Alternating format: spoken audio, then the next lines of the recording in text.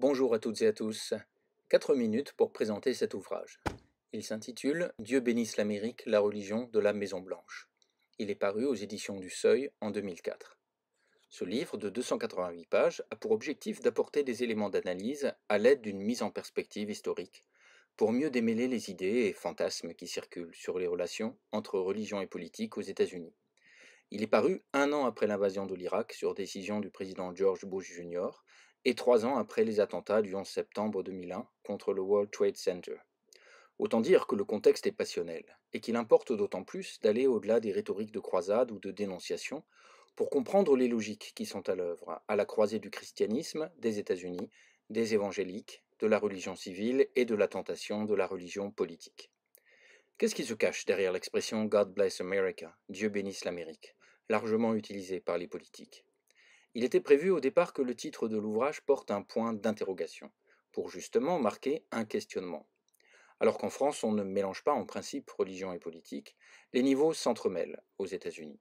Cet ouvrage aide à y voir plus clair. Le livre permet notamment de revenir sur les 3 notions suivantes. D'abord, le néo-messianisme.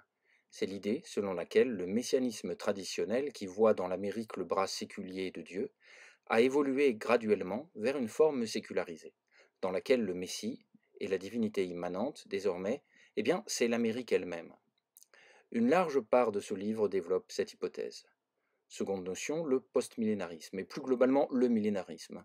Va-t-on vers un monde meilleur, construisant le paradis sur Terre, ou l'histoire va-t-elle à la catastrophe, comme les prémillénaristes le pensent? Un débat qui a des effets politiques. Troisième notion, celle de religion civile. Déjà travaillée dans un ouvrage paru 2 ans plus tôt chez Albin Michel au sujet de Billy Graham, la notion renvoie à l'idée d'une religiosité peu confessionnelle vouée à souder la nation dans quelques rites et pratiques. Repérable aux États-Unis, elle a évolué au gré des rapports de force jusqu'à George W. Bush. L'ouvrage comporte 9 chapitres, ainsi qu'une introduction, une conclusion, une bibliographie et un index des noms propres. À partir de la crise irakienne de 2003, catalyseur de manifestations religieuses et politiques, le paysage religieux américain est décrit dans ses spécificités. Puis la religion civile en version américaine est détaillée, à la fois dans ses évolutions diachroniques et dans ses fonctions sociales. Les chapitres 4 et 5 se penchent ensuite sur la mouvance protestante dominante au XXe et surtout au XXIe siècle aux États-Unis, à savoir le protestantisme évangélique, avec l'enjeu de son influence sur la Maison-Blanche, notamment sur le méthodiste George Bush Jr. Au-delà des explications simplistes, les chapitres 6 et 7 décryptent ensuite le poids du pragmatisme, de la réelle politique, et la diversité culturelle et sociale des États-Unis, pour terminer dans les 2 derniers chapitres sur les évolutions du messianisme américain. Contrairement aux apparences, il est moins confessionnel et plus sécularisé aujourd'hui qu'hier, au risque de faire pointer une forme de religiosité nationaliste à vocation impériale. À noter que ce livre a été sollicité par les éditions du Seuil, et Jean-Louis Schlegel en particulier, que je remercie, à la suite d'une tribune publiée sur une demi-page dans le quotidien Le Monde le 15 mars 2003.